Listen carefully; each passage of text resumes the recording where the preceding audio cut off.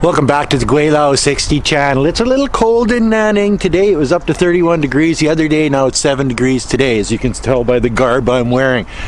But that's not what this video is about. I was reading a report the other day. I think it went out on February the 21st, and it's all about these spy cranes. Yes, China's spy cranes. And what this is it's a big crane that they use at ports all across the world.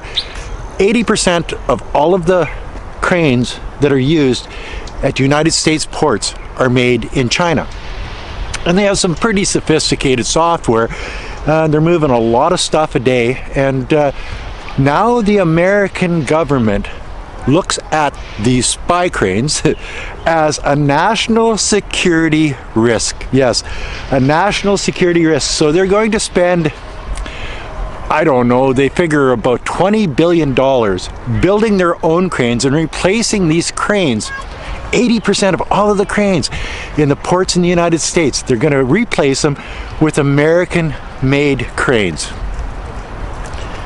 Competition for cranes. Is it competition? Are they using national security as an excuse to compete in the crane industry with China? See, around the world, 70 to 90% of all of the cranes in all of the countries around the world are made in China for the same purpose. Are they trying to use national security as an excuse to compete with China? Well, let's look at the corn mill incident in North Dakota, where a Chinese company was buying a corn mill and they weren't allowed to buy it because it was too close to a military base, an Air Force base in North Dakota.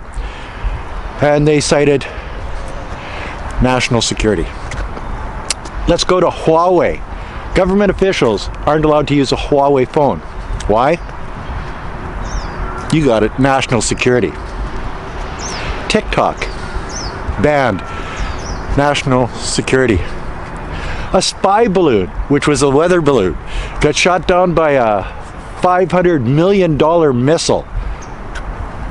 National security. See, every time they can't compete with China, they find an excuse. And the fail-safe excuse now is, you got it, national security. You have these American paranoid schizophrenic politicians that believe that China is somehow trying to take over the world, where they used to be the world dominant country, and they feel that slipping away, and they know they're $34 trillion in the hole. They know that they didn't spend the money on infrastructure like the Chinese did. They spent it on bombs and coups and taking over other countries, warring, I guess. They were warring over the last 200 and some years. Where the Chinese were, well, over the last 30 years, the Chinese have been building a country that is second to none. And this scares the living bejesus out of the politicians in the West, because they see themselves being left behind. And the only way that they can compete is to make more money, to bolster their manufacturing, to blacken the face. You can tell I got gloves on because it's cold outside. Blacken the face and the reputation of the Chinese people and the Chinese government and China as a whole, as a country. And part of the way that they do that is they make excuses that help them compete financially with China, because if it was on a level playing field, there's just no possible way that they could compete with China. With 1.4 billion people, the cost of living is so much lower here. Just like housing is lower, food is lower, transportation is lower, everything is a lower cost. So wages are lower, and that's reflected in the products that they build here in mainland China. And the Americans can't compete with that. So they start making excuses. National security is one of them. Step back a couple years in the Xinjiang Uyghur concentration camps instead of technical schools and such. And they started to attack the cotton trade because they wanted to compete in cotton. They they wanted to compete in the tomato trade. So they boycotted cotton and tomatoes out of Xinjiang Autonomous Region. They find an excuse, and then they put in tariffs. They put in they put in rules and regulations that make it impossible for China to sell their products in the United States. Then they take it one step further, and they get their other countries that are allies of theirs to do the same thing, trying to isolate China financially from the rest of the world, from the rest of their world. What they don't understand is China has partners all around the world. I think the BRICS in 2024, they have over 30 applications from 30 different countries want to join BRICS. Why is that? Because the United States is losing that dominant position. They've weaponized their dollar. They've made it so the dollar isn't a safe haven anymore. And people are starting to see through the facade of what the Americans are doing around the world.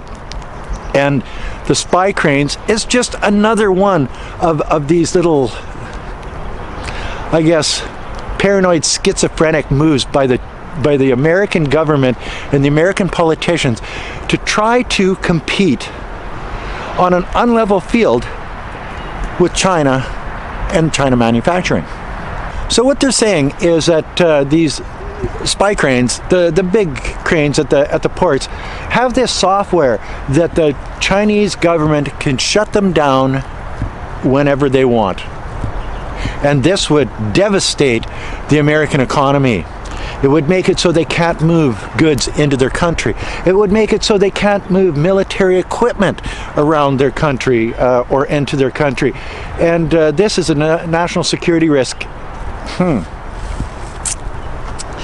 The Association of American Port Authorities said there's been 0 breaches in security ever dealing with cranes at any port in the United States.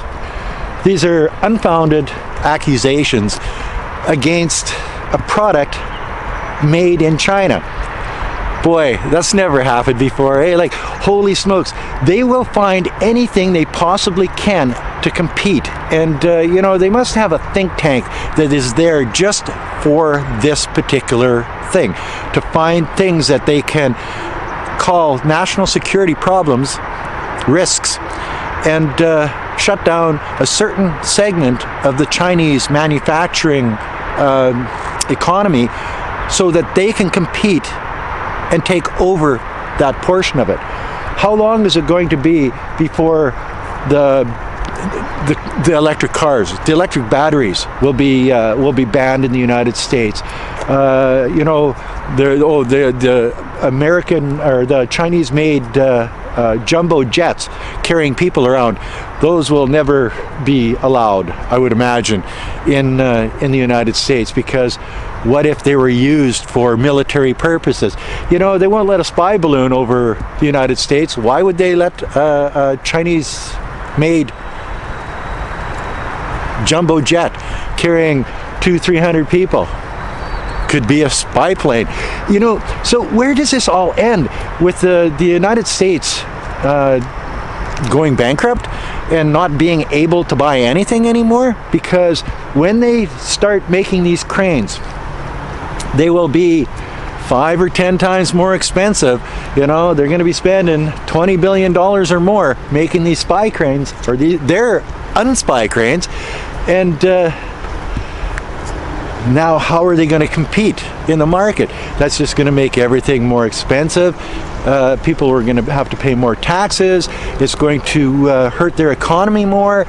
And all because some politicians have this paranoid notion that somehow these cranes that are good for not only China, but good for the United States, because they're efficient, they work great, they're less expensive than anything else on the market, they're technologically tomorrow stuff, and they do a great job. And there's been 0 breaches in security ever in the history of the cranes that are made in China, but yet they're going to replace them. with American-made cranes, because what if? Yeah, I know. And that, my friends, is a little bit of a bit session with Gweilo 60 on something that I read in the news the other day. And yes, we get the news here in China.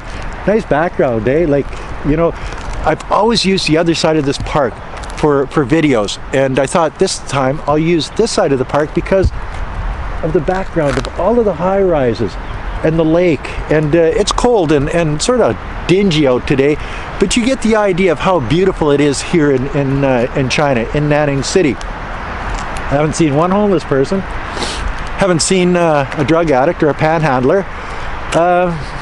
You wouldn't be able to say that in a park in the United States.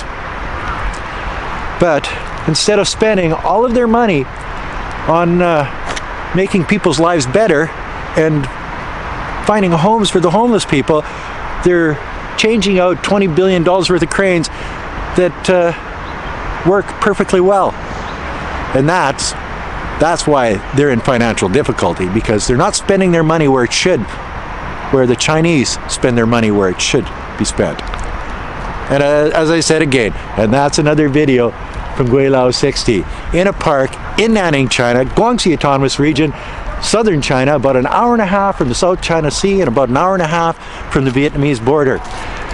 If you like this video, as always, like, comment, subscribe, push that share button. Don't forget to resubscribe, hit the bell, and until next time, peace out. Thanks for watching. Bye now.